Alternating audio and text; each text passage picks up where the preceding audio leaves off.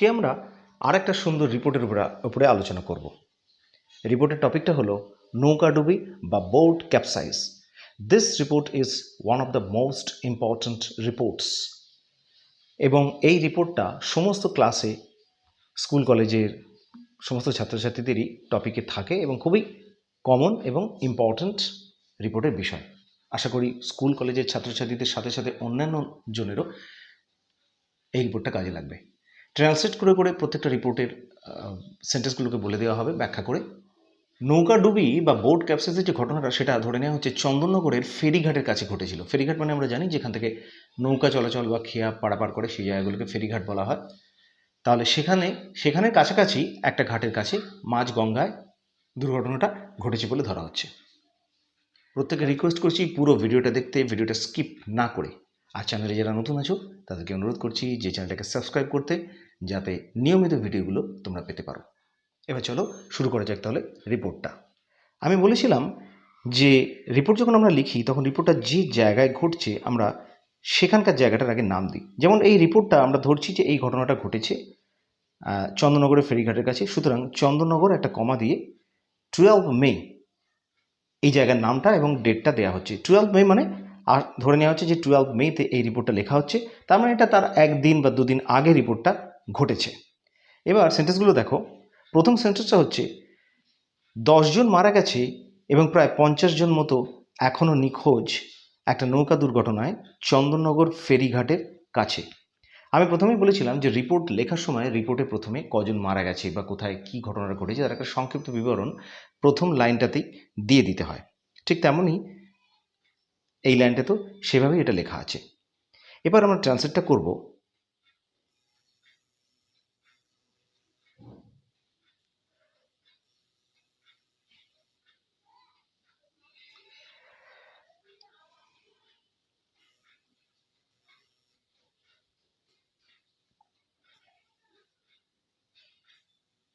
দেখো ট্রান্সলেশনটা দেখো, লেখা হয়েছে 10 passengers have been killed and about 50 are missing still in a boat capsize in Ganga near Chandanagar ferry quay. 10 জন মারা গেছে মানে তার ফলটা এখনো রয়েছে এইভাবে ধরা হয়েছে, সেই জন্য 10 প্যাসেঞ্জার্স এখানে হ্যাভ বিন কিল্ড করা হয়েছে। বিন কথাটা যোগ করতে হবে হ্যাভের পরে কিল্ড, সেই জন্য এখানে হ্যাভ বিন কিল্ড কথাটা লেখা হয়েছে, মানে মারা গেছে 10 জন। About 50 passenger, about 50 are missing. About 50 are missing মানে এখানে 50 জন লোক এমনিতেই বোঝাচ্ছে যে 50 জন passenger. About 50 are missing, missing মানে হারিয়ে গেছে, মানে যাদেরকে এখনো পাওয়া যায়নি। স্টিল কথাটার মানে এখনো। ইন এ বোট ক্যাপসাইজ মানে একটা বোট দুর্ঘটনাতে। ইন গঙ্গাতে ঘটনাটা ঘটেছে, গঙ্গা নদী বা পদ্মা নদী যেখানে খুশি এটা হতে পারে, ঘটনাটা দেখানো যেতে পারে যেমন হবে। নেয়ার চন্দননগর ফেরি কোয়ে, চন্দননগর ফেরি ঘাটের কাছে। কোয়ে কথাটার মানে হচ্ছে ঘাট। আমরা ইংরেজিতে অনেক সময় লিখবার সময় GHAT ঘাট এই কথাটাও ব্যবহার করা যায়, ফেরি ঘাট। এখানে ইংরেজিটাই লেখা হয়েছে ফেরি কোয়ে। তাহলে পুরো সেন্টেন্সটা হলো 10 passengers have been killed and 50 are missing still in a boat capsize in Ganga near Chandanagar ferry quay. Actually সেন্টেন্সের চরিত্র অনুযায়ী যদি বর্ণনা করতে হয় তাহলে এটা একটা কম্পাউন্ড সেন্টেন্স, কারণ 10 প্যাসেঞ্জার্স হ্যাভ বিন কিল্ড এই একটা পার্ট বলে দেওয়া হয়েছে। তারপরে দেখো আবার অ্যান্ড দিয়ে ইউজ করা হয়েছে, অ্যান্ড দিয়ে বাকি পার্টটা জোড়া হয়েছে। And 50 are missing still in a boat capsize in Ganga near Chandannagar ferry quay. তাহলে অ্যান্ডের পরে যে পার্টটা সেই পার্টটা একটা নিজে আবার স্বাধীন বাক্য প্রকাশ করছে। তাহলে একটা অ্যান্ডের আগের পার্টটা নিজে স্বাধীনভাবে অর্থ প্রকাশ করছে, আর অ্যান্ডের পরের পার্টটাও কিন্তু নিজের অর্থ প্রকাশ করছে, অর্থাৎ এটা একটা কম্পাউন্ড সেন্টেন্স হলো। পরের সেন্টেন্স দেখো, ঘটনাটা গতকাল প্রায় সন্ধে 7:30টায় ঘটেছে। এর আগের সেন্টেন্সটায় যদি আমরা টাইমকে জুড়তে যাই তাহলে সেন্টেন্সটা নিঃসন্দেহে একটা বিরাট বড় হয়ে যাবে, শুনতেও বাজে লাগে। সেজন্য এই পার্টটাকে আলাদা করে তার পরের পার্টে সেন্টেন্সে বলা হলো। এটা একটা সিম্পল সেন্টেন্স আছে যে ঘটনাটা গতকাল প্রায় সন্ধে 7:30টায় ঘটেছে। ট্রান্সলেশনটা দেখো, the mishap happened yesterday at about 7:30 PM। Mishap কথাটার মানে হচ্ছে দুর্ঘটনা, হ্যাপেন মানে ঘটা, দ্য মিশআপ হ্যাপেন্ড ইয়েস্টারডে মানে গতকাল, অ্যাট অ্যাবাউট 7:30 PM। অ্যাবাউট মানে একটা 7:30 PM এর কাছাকাছি বলা হচ্ছে, মানে পুরো ওইভাবে সময় তো বলা যায় না, ওই সময়ের কাছাকাছি, সেই জন্য এখানে অ্যাট অ্যাবাউট, এই অ্যাবাউট কথাটা এইভাবে তোমরা যখন যেখানে প্রযোজ্য তখন সেখানে তোমরা ব্যবহার করতে পারো। তাহলে এই সেন্টেন্সটা যদি আমরা সেন্টেন্সের চরিত্র অনুযায়ী ব্যাখ্যা করতে যাই তাহলে এটা একটা সিম্পল সেন্টেন্স।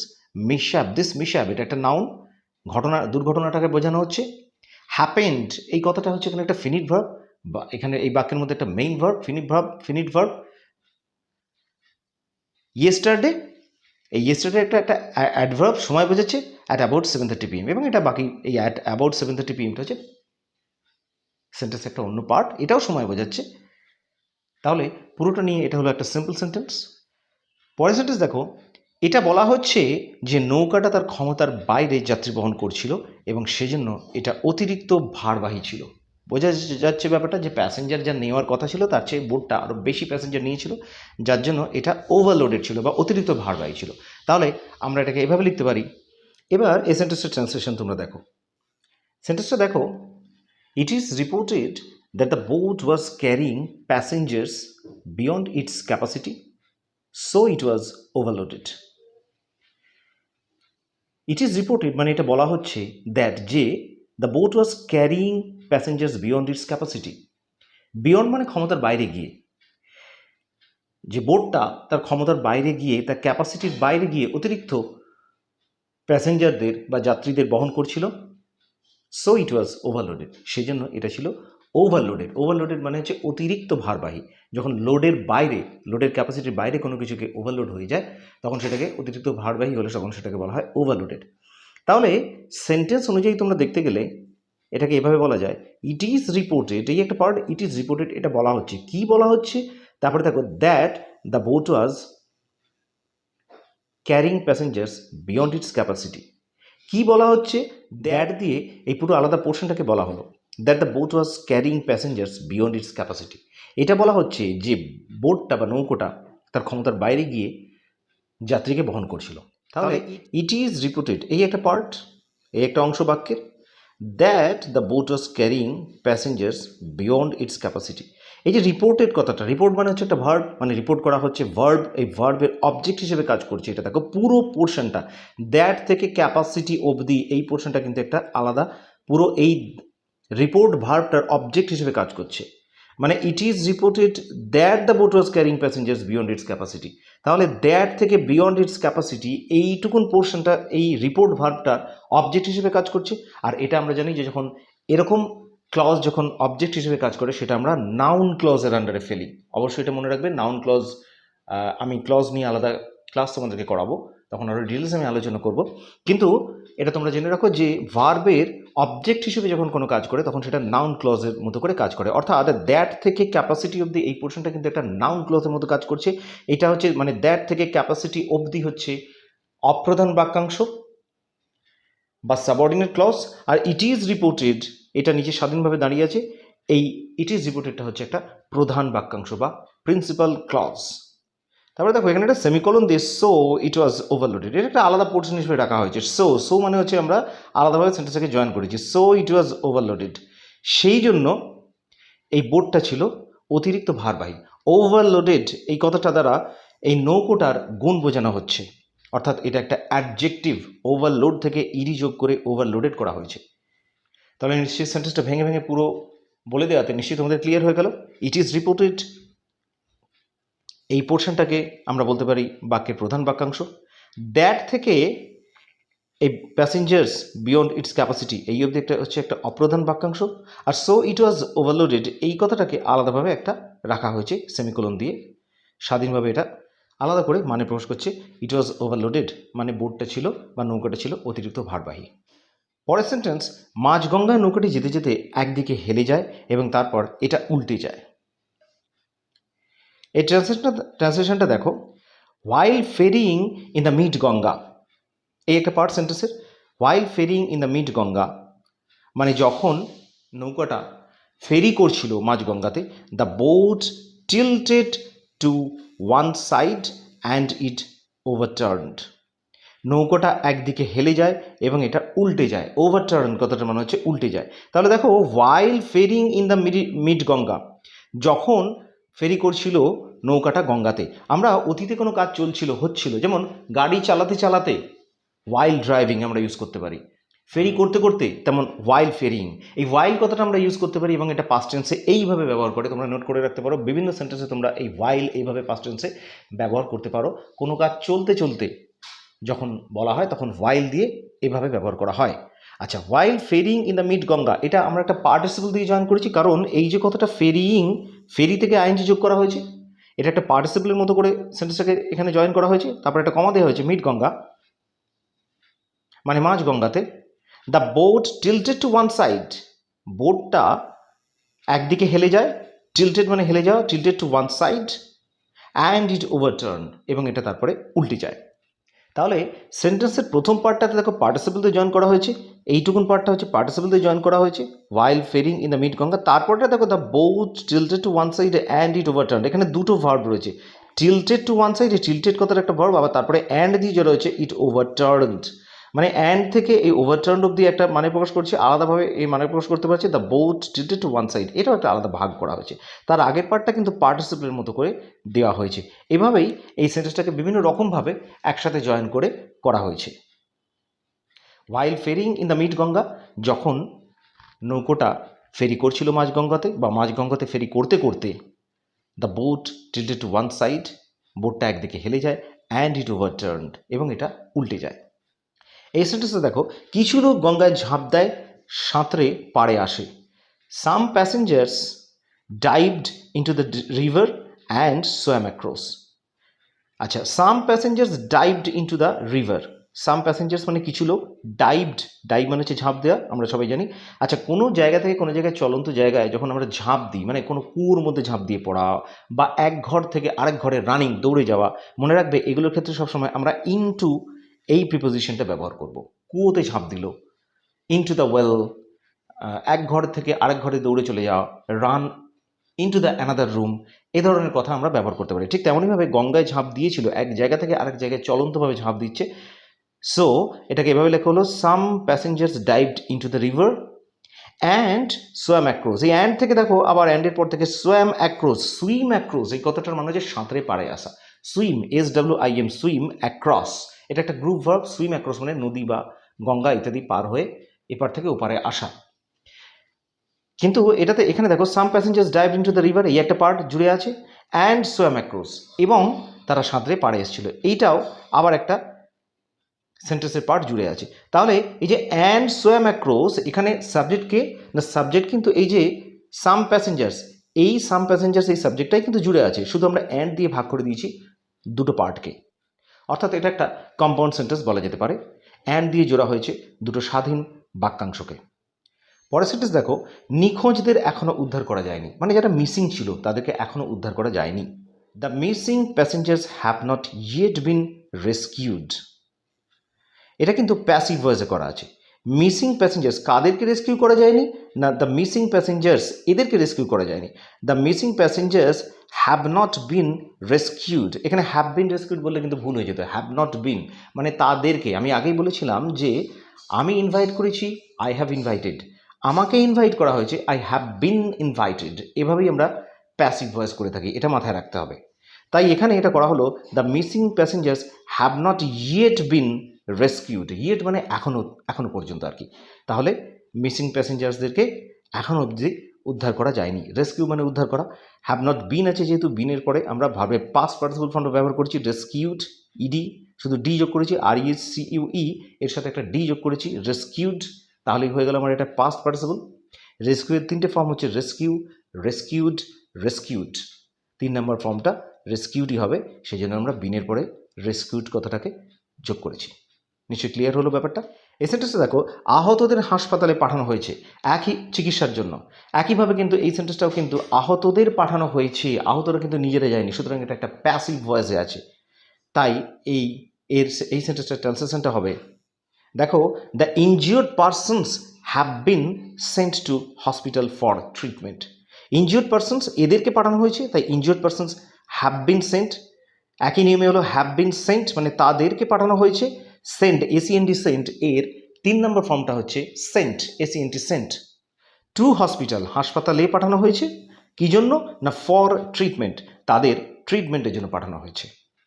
তাহলে এটা একটা প্যাসিভ ভয়েসের সেন্টেন্সটা হলো the injured persons have been sent to hospital for treatment. সরকার এখন এই ব্যাপারটা তদন্ত চালাচ্ছে। The government is still investigating the case. এটা একটা সিম্পল সেন্টেন্স আছে এবং এটা একটা প্রেজেন্ট কন্টিনিউয়াস টেন্স আছে, চালাচ্ছে, করছে। তাই দ্য গভর্নমেন্ট এখানে হচ্ছে একটা subject, is still investigating, is হচ্ছে আমরা জানি অক্সিলারি ফর্ম ব্যবহার করতে হয় একটা প্রেজেন্ট কন্টিনিউয়াস টেন্সে। ইনভেস্টিগেট এর থেকে আইএনজি যোগ করা হয়েছে, ইনভেস্টিগেটিং। কি তারা কি তদন্ত করছে না দ্য কেস কথাটা এখানে হচ্ছে একটা অবজেক্ট। আচ্ছা, স্টিল কথাটা জাস্ট এখানে মাঝখানে দেওয়া হয়েছে, স্টিল মানে এখনও, এই স্টিল কথাটাকে মাঝখানে দেওয়া হয়েছে, বা স্টিল কথাটা এই কেসের পরেও দেওয়া যেত, মানে এখনও অবধি গভর্নমেন্ট বা সরকার ব্যাপারটা তদন্ত চালাচ্ছে। প্রতি মৃত লোকের পরিবারের জন্য সরকার 2 লক্ষ করে টাকা ঘোষণা করেছে। The government has declared ₹2 lakhs for the family of each deceased person.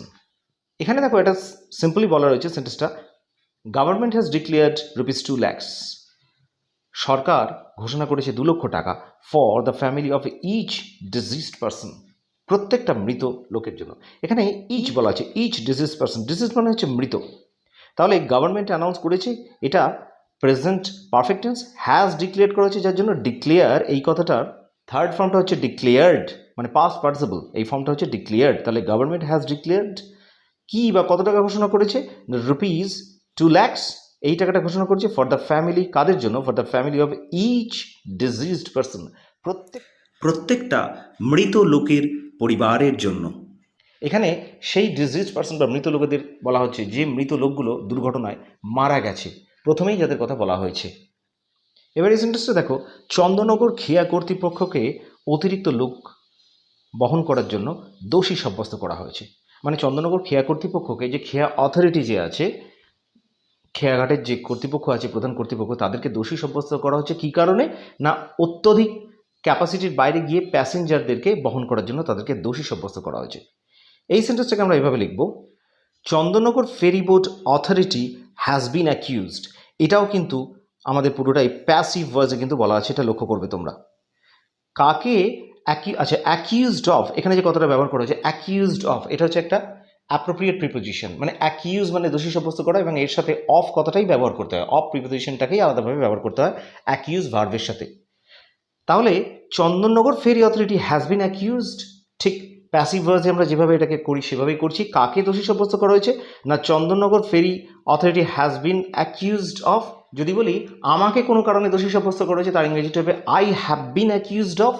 তাকে দোষী সাব্যস্ত করা হয়েছে কোনো কারণে, সে তার ইংরেজিটা হবে he has been accused of.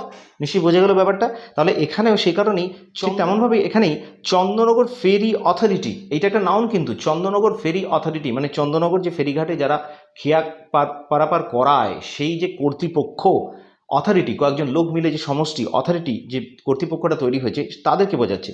সেই কর্তৃপক্ষটাকে দোষী করা হয়েছে, সে কারণে এটা একটা সিঙ্গুলার, এটা প্লুরাল নয়। অনেকজন লোক থাকলে ওই কর্তৃপক্ষ বা কমিটিটাকে সিঙ্গুলার বলে ধরা হচ্ছে, একটাই ধরা হবে। কোনো একটা কমিটি মানে সদস্যদের দল, সেই দলকে আমরা একটাই ধরবো, সেই দলে কিন্তু অনেক লোক আছে বলে কিন্তু আমরা সেই দলটাকে প্লুরাল ধরবো না, এটা কিন্তু সিঙ্গুলারই। একইভাবে চন্দননগর ফেরি বোট অথরিটি, এই যে সিঙ্গুলার নাউনটা আছে, এইটা হ্যাজ বিন অ্যাকিউজড অফ, একে দোষী করা হয়েছে। নিশ্চয়ই বোঝা গেল ব্যাপারটা। কি কারণে, অফ এর পরে দেখো জুড়ে দিতে হয় অফ ওভারলোডিং প্যাসেঞ্জার্স, না অতিরিক্ত প্যাসেঞ্জার বহন করার জন্য। অফ এর পরে আমরা জানি ভার্বের সবসময় আইএনজি বসাতে হয়, এটা খেয়াল নোটিস রাখবে। ফর এর পরে, অফ এর পরে, এই প্রিপোজিশনগুলোর পরে ভার্বের আইএনজি বসে। এখানে অফ ওভারলোডিং প্যাসেঞ্জার্স, এই যে নাউনটা ওভারলোডিং, এই ওভারলোডিংটা কিন্তু একটা নাউনের মতো করেও ধরা যেতে পারে। কোন কাজটা বোঝাচ্ছে না, ওভারলোড থেকে ওভারলোডিং, মানে যাত্রী পারাপার করার কাজটা, প্যাসেঞ্জার্স মানে অতিরিক্ত ভার বহন করার কাজটাকে বোঝাচ্ছে ওভারলোডিং প্যাসেঞ্জার্স। অফের পরে তাই ওভারলোডিং দেওয়া হলো। তাহলে পুরো ব্যাপারটা কি হলো, Chandannagar ferry boat authority has been accused of, Chandannagar ferry বোটকে দোষারোপ করা হয়েছে অফ ওভারলোডিং প্যাসেঞ্জার্স, অতিরিক্ত ভার বহন করে যাত্রী নিয়ে যাওয়ার জন্য। আশা করি এতগুলো সেন্টেন্সের ব্যাখ্যা দিয়ে নিশ্চয়ই অনেকটা তোমাদের ধারণা রিপোর্ট রাইটিংয়ের সেন্টেন্সগুলোর ব্যাপারে ক্লিয়ার হয়েছে। এটা নিশ্চয়ই তোমাদের কাজে লাগবে আমি আশা করব। ভিডিওটা ভালো লেগে থাকলে লাইক করো, শেয়ার করো আর কমেন্টস করে অবশ্যই জানিও যে এই লেখাগুলো তোমাদের কতটা কাজে, কারণ তোমাদের কমেন্টসের উপরে নির্ভর করে আমি পরবর্তী ভিডিওগুলো আরও তৈরি করতে পারবো তোমাদেরই কাজে লাগার জন্য। আজকের জন্য এতটুকুই, দেখা হচ্ছে আবার নেক্সট ক্লাসে। Thank you.